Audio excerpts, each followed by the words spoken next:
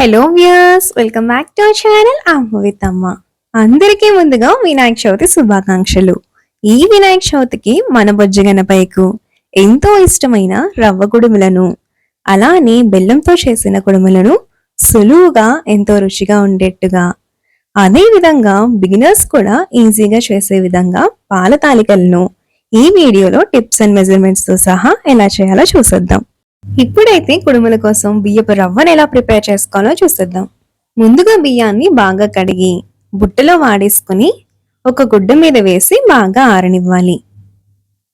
ఒక రోజంతా ఆరాక సన్నగా రవ్వగా మిక్సీ పట్టాలి. రవ్వలో ఉన్న పిండంతా వచ్చేసేలాగా చల్లిడ పట్టుకోవాలి. ఇలా చేయడం వల్ల కుడుములు మెత్తగా చిమిడిపోకుండా పొడి పొడిగా వస్తాయి.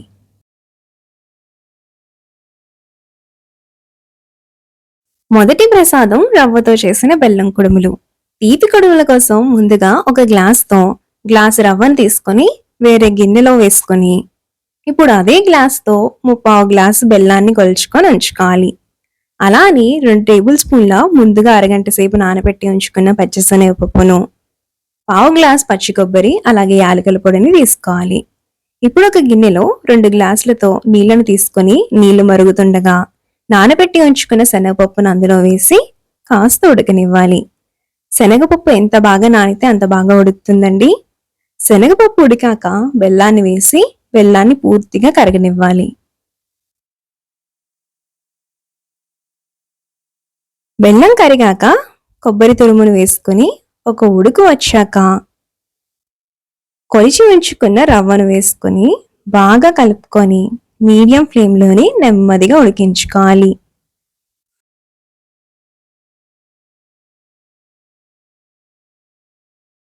ఈ మిశ్రమం అడుగంటకుండా మధ్య మధ్యలో కలుపుకుంటూ ఉండాలి.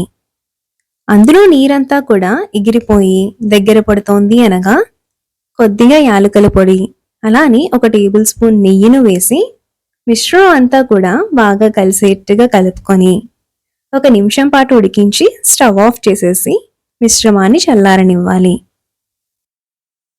మిశ్రమం బాగా చల్లారేదాకా కాకుండా కాస్త గోరువెచ్చగా ఉండగానే మీకు కావాల్సిన సైజులో ఉండలు చుట్టుకోవాలి.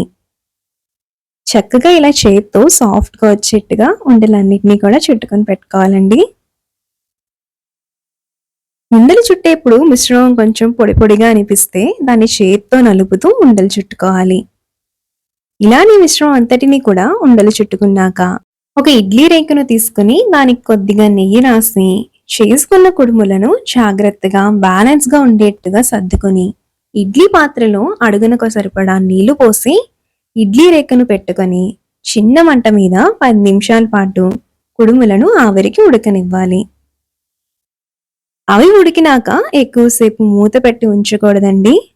ఆ ఆవిరి నీళ్లు పడి కుడుములనేవి చిమిడినట్లుగా అయిపోతాయి.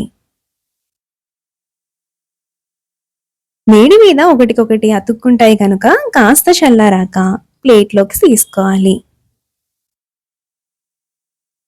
మన బుజ్జగనపయ్యకు ఎంతో ప్రీతి అయిన బెల్లం రవ్వ కుడుములైతే విఘ్నేశ్వరునికి సమర్పించేందుకు సిద్ధమైనట్లే.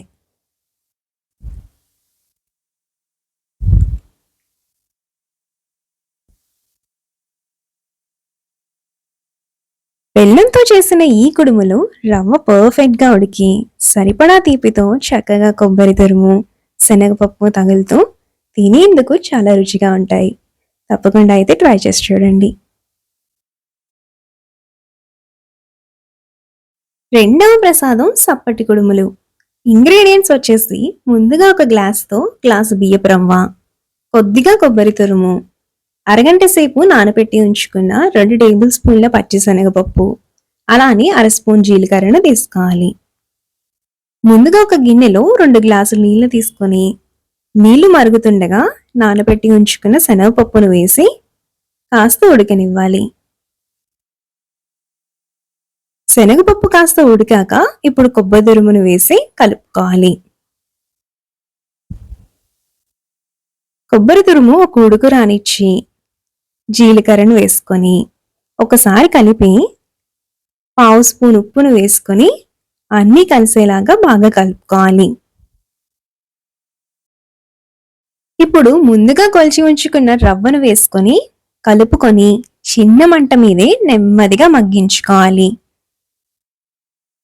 మధ్య మధ్యలో అడుగు పట్టకుండా మిశ్రమాన్ని కలుపుకుంటూ ఉడికించుకోవాలి. ఇప్పుడు అందులో ఉన్న నీరంతా కూడా ఎగిరిపోయి ఈ విధంగా దగ్గరకు వచ్చాక 1 టేబుల్ స్పూన్ నెయ్యిని వేసుకొని మిశ్రమానికి బాగా పట్టేట్టుగా కలుపుకొని స్టవ్ ఆఫ్ చేసేసి కాసేపు చల్లారనివ్వాలి.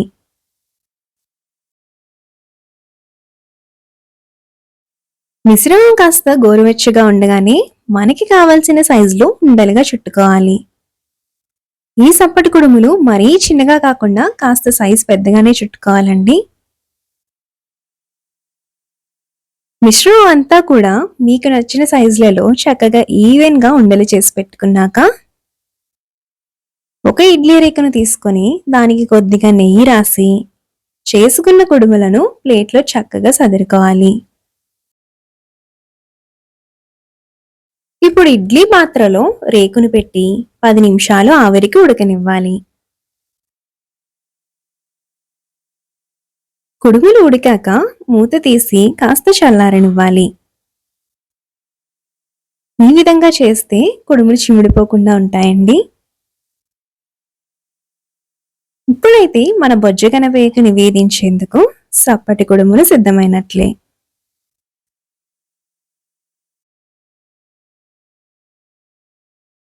మనకి సప్పటి కుడుములు పేరుకే సప్పటి కుడుములు కానీ జీలకర్ర, కొబ్బరి తురుము, శనగపప్పు అవన్నీ కూడా రుచి తగులుతూ చాలా బాగుంటాయండి. ప్రసాదంగానే కాకుండా మామూలు బ్రేక్ఫాస్ట్గా కూడా చాలా టేస్టీగా ఉంటాయి. మూడవ ప్రసాదం పాల తాలికలు. ముందుగా ఒక గిన్నెలో 1/2 లీటర్ పాలను తీసుకొని అందులో కొద్దిగా నీళ్లు కలిపి పాలు పొంగు వచ్చాక అందులోంచి 1 కప్పు పాలను పక్కకి తీసుకొని ఇప్పుడు అరగంట నానబెట్టి ఉంచుకున్న సగ్గుబియ్యాన్ని పాలలో వేసి బాగా ఉడకనివ్వాలి. సగ్గుబియ్యం ఉడికేలోపు పక్కకి తీసుకుంచుకున్న పాలల్లో 2 టేబుల్ స్పూన్ల బెల్లం తురుము వేసి కరిగించుకోవాలి. ఇప్పుడు ఒక పళ్ళెంలో 1 కప్పు బియ్యం పిండిని తీసుకొని అందులో బెల్లం కలిపి ఉంచుకున్న పాలను కొద్ది కొద్దిగా వేసి పిండి జంతుకల పిండిలాగా కలుపుకోవాలి. ఈ పిండిని కలిపేప్పుడు పాలు కాస్త వేడిగానే ఉండేట్టు చూసుకోవాలండి.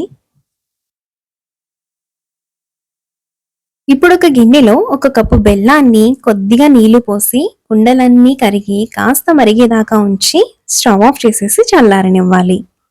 సగ్గుబియ్యం ఇలా బాగా ఉడికి ట్రాన్స్పరెంట్ అయ్యాక కలిపి ఉంచుకున్న పిండిని జంతుకుల గొట్టాల్లో పెట్టుకొని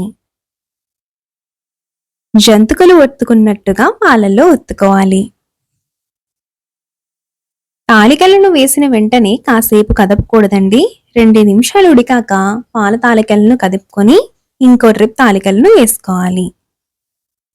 తాలికలు 2-3 నిమిషాలు ఉడికినాక తాలికలను విరిచి చూస్తే మధ్యలో పచ్చి లేకుండా ఉంటే తాలిక ఉడికినట్లే.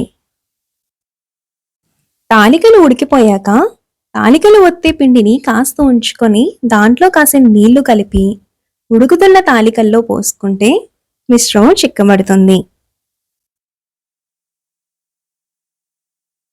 మిశ్రమం ఒక ఉడుకు వచ్చాక స్టవ్ ఆఫ్ చేసేసి ఇందాక కరిగించి ఉంచుకున్న బెల్లం పాకాన్ని వడకొట్టి తాలికల్లో వేసుకుని మిశ్రమం అంతా కూడా బాగా కలిసేట్టుగా కలుపుకోవాలి.